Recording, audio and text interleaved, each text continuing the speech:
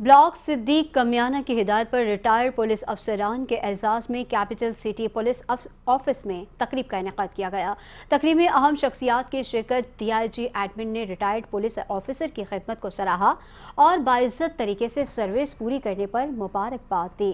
لاہور 17 جون retired police officer کے اعزاز میں کیپٹل سٹی میں پولیس آفس میں ایک پروقار تقریب کا انعقاد کیا گیا۔ S S P Kashif Aslam, Ghulam حسین چوہان، پی ایس او 2 سی سی پی اور Kashif Dogar, D S P development Mustafa Hasan, B S P inquiries Aamir Iqbal اور دیگر شخصیات تقریب میں شامل تھے۔ عمران کشور نے ریٹائر ہونے والے ڈی ایس پی حافظ عبدالماجد کو باعزت طریقے سے سروس پوری ہونے پر مبارکباد دی اور یادگاری شیل کا گلدستہ بھی پیش کیا۔ حافظ عبدالمجید 1988 میں محکمہ پولیس میں بطور اے ایس آئی بھرتی ہوئے، 2021 میں ڈی ایس پی کے عہدے پر پروموٹ ہوئے۔